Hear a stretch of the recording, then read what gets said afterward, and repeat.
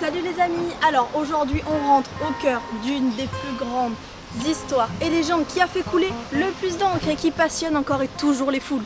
Nous partons à la découverte des Templiers et d'une de leurs commanderies à Brasse, ainsi que de la chapelle Notre-Dame de Bethléem. Allez, vous me suivez? Reprenons un peu au début et expliquons qui sont ces fameux Templiers dont tout le monde parle. Eh bien, c'est un ordre de moines soldats qui voit le jour au XIe siècle. Il a pour mission de défendre la Terre Sainte et les fidèles qui y partent en pèlerinage. Ils reçoivent le nom de Templiers du fait qu'ils s'installent après la première croisade à l'emplacement de l'ancien temple de Salomon. Temple, Templier. Ces Templiers, reconnaissables par la grande croix rouge brodée sur leurs vêtements, font vœu de pauvreté. Et oui, ça reste des moines. Mais pauvres ne veut pas dire qu'ils ne sont pas riches. C'est sûr ça?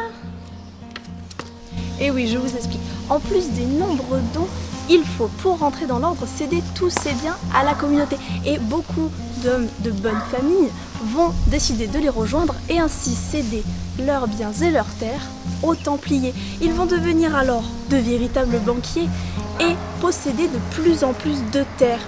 On va voir s'étaler tout un réseau de commanderies.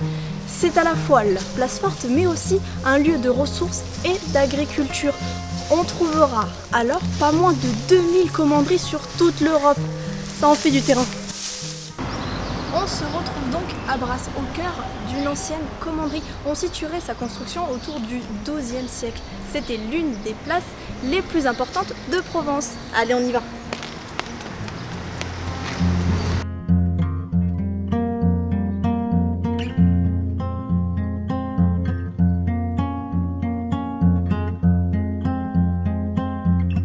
On trouvait sur le territoire de la commanderie différents bâtiments, dont un hôpital aujourd'hui disparu et une chapelle construite sur un ancien oratoire dédié à Notre-Dame de Bethléem, d'où son nom. Elle est de style roman, style extrêmement utilisé à l'époque et surtout en Provence. C'est d'ailleurs un très très bel exemple de ce type d'édifice dans la région à cette époque-là. On rentre côté nord par une très très belle entrée. Allez, suivez-moi. L'intérieur, à l'aspect simple et épuré, se découpe en deux travées séparées par des arcs en plein cintre. La chapelle est construite sur la proportion de la règle d'or. Et alors, petite anecdote, la chapelle comporte deux petites ouvertures, dont une qui, lors du 21 juin, donc le solstice d'été, laisse entrer de la lumière qui vient alors illuminer tout l'hôtel. Oh, c'est pas mal ça! Une petite guéguerre va opposer le commandeur de Brasse au prieur local. Et oui, car ce dernier s'oppose à la construction de la chapelle, car une autre chapelle est déjà en fonction à ce moment-là.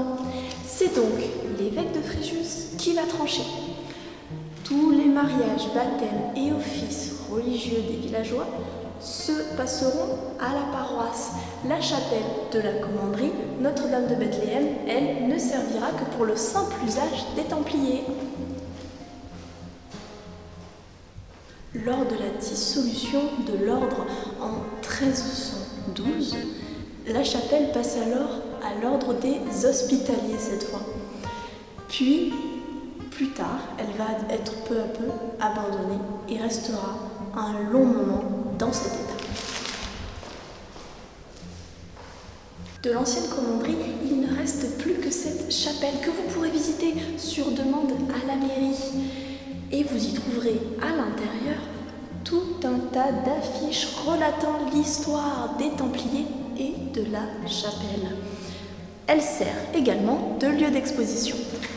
Pour en découvrir un peu plus, je vous conseille d'aller consulter les itinéraires de randonnée qui vous emmèneront découvrir tout un tas de petits trésors alentours. Et dorénavant, lorsque vous direz « Et où sont les Templiers du Var? Qu'est-ce qui s'est passé à Brasse ?» Eh bien, vous pourrez répondre « Élémentaire, mon cher Watson !»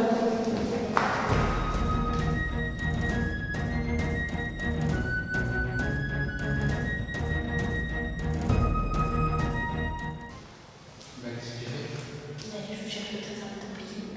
C'est qu'on a dans le mal de Franck-Comté, dans la Châteauneuf, Avignon, Arles, Boulogne, Verdun. Ah, c'est pas bête ça. Bah, va falloir les faire toutes. Oui.